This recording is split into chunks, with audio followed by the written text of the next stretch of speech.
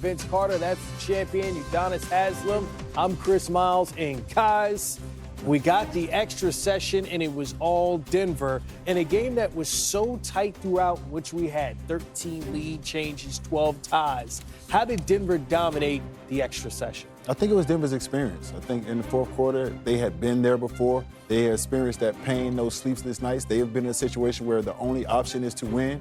And I think their experience just showed down the stretch. They put it together. They made the run at the end of the fourth quarter, and then they continued that run, throughout the overtime. I will say, and I think we talked about this, Jalen was cooking in the fourth quarter. He was the guy that had it going in the fourth quarter. And I understand SGA is your best player, but he was 5 for 8 in the fourth quarter, 16 points. I think that last shot, he had ISO at the top of the key. They were crowding SGA every time he got the ball, bringing weak side help. I think Jalen would have had a better chance of getting an easier shot just on his own right there. And he's been creating his own shot.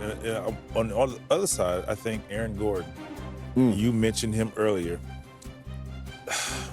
just understanding his role, making the game easier for the stars. I mean, when Jokic gets the ball, he's going to demand the crowd.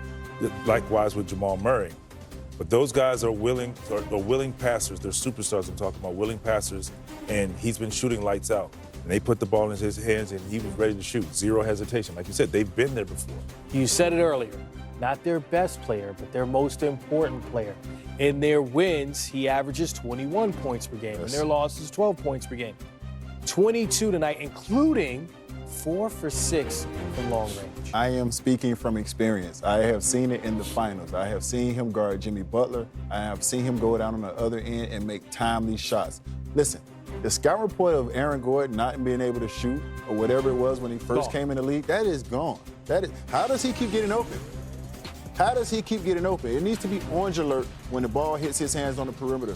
Make him drive, pull triggers, rotate, try to get an offensive foul, see if he can make a play for somebody else. But at this point, we cannot see Aaron Gordon keep making clutch shots wide open from the three-point range. We just can't keep happening. But that leads to what Jokic and Jamal demand. They demand attention. They get into the paint and create for others. And you don't see Aaron Gordon now electing to dive when somebody drives because he doesn't feel comfortable shooting three. No, he just, go ahead, you better go help. And he's waiting for that three, catching, shooting, zero hesitation. Yeah, career high, 44% from long range, Aaron Gordon this season. First 10 years, just 32% from outside. Looking at Michael Porter Jr., you talk about getting the dagger back. Yes. You ready for his stats? The first 2 games of this series, just 10 points, 3 for 18 from the field, 2 for 11 from three-point range.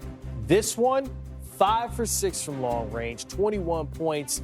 But UD, he looked confident every time he let it fly.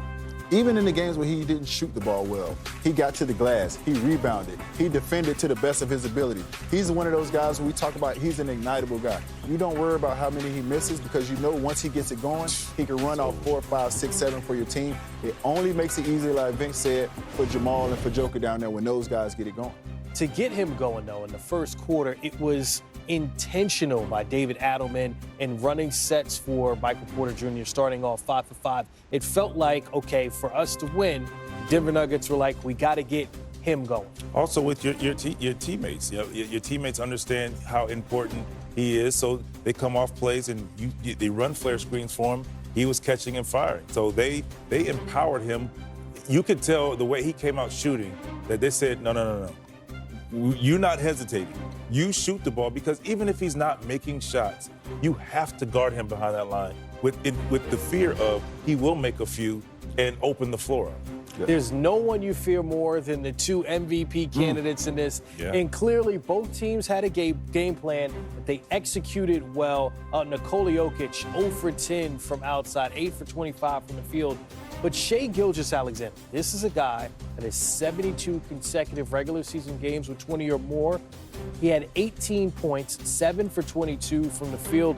Vince, what is it about Denver's defense that limited Shai Gilgeous-Alexander to not only just 18 points, but only actually no shot attempts in overtime. Just the help side defense. I mean, you have to just continue to compete against him. He's a great player. He's up for the MVP. A lot of people feel he should be MVP. So yes, he's going to get buckets, but you have to stay in the fight and continue to contest. You just see here, look at multiple bodies around him. Every time, whether you're in the play or not, you can't give a great player a warm-up shot, seeing it go in. You have to give him you can't give him a consistent dose of the same thing. Like I said earlier, great players tend to figure you out when you play me the same way. They're going to eat you alive. And you starting to see one-on-one, he started to take Jamal off the dribble. What did we see in the fourth quarter and late in the fourth quarter? They started putting multiple bodies on him. Now you're not playing one-on-one basketball. You're going to have to pass to someone else or take a tough contested shot. And I think it was the strategy of Denver, because oftentimes, and you can attest to this because you got trapped more than me, it's not how you trap, it's when you trap. Yes. And they brought the trap from the blind side when he wasn't looking. So every time he thought he had one-on-one and he felt like he had a comfortable They're not guarding other players. You got to give credit to Jalen Williams, what he was able to do. Like you said, 16 in the fourth, 32 points. Vince, in late game situations, though, you would have liked to see him a little bit more aggressive when it mattered most. We're coming down to Well, we both said the same thing. We both turned and said, at the end of the game, yes, they ran the play for Shai. I get it, MVP, but who's having the hot hand right now and the one-on-one matchup? Late in the game, you have seen that, and I get it. At the end of the day, you have a superstar in Shai. You give him the ball, but at the same time, I would have liked to see him go one-on-one. Yeah, and I think that's one of those things as a coach that if you don't give the ball to Shai and then Jalen doesn't make the shot, everybody's saying, why didn't you give the ball to SGA? But everybody don't know basketball.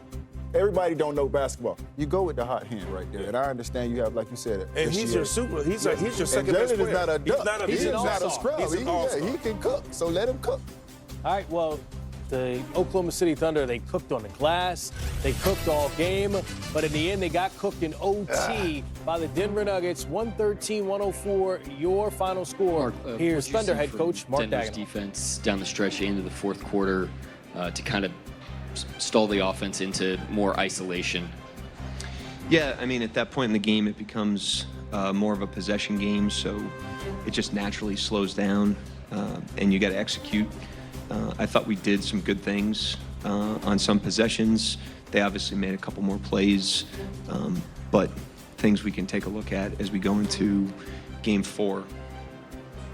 Overall, were you satisfied with the offensive process through the fourth and overtime? Well, first of all, on a night where we didn't shoot the ball great, I thought we manufactured really well. You know, like we got offensive rebounds, we got stuff in transition. We were able to attack the paint, attack the rim. So that's what you have to do when you're not making a ton of jump shots. And we did that for much of the game. In terms of down the stretch and overtime, we'll take a look at it, but it becomes an execution game at that point, trying to generate the best shots you can. It's hard for both teams, obviously, in that situation. And credit Denver, they made a couple more plays. No, it's not so simple, but before Shai checks in the fourth, it feels like Doug is cooking. And then when Shai checks in, obviously he's still trying to get a feel for the game, but he's shooting step-back threes. It feels like a few possessions straight. Did you feel like you maybe could have went to Dub a little more in that fourth quarter? I mean, we can look at it, but, I mean, those guys have a great chemistry on the court together and find a nice blend.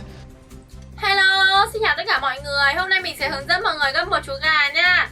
Mọi người cùng bắt tay vào gấp với mình nha.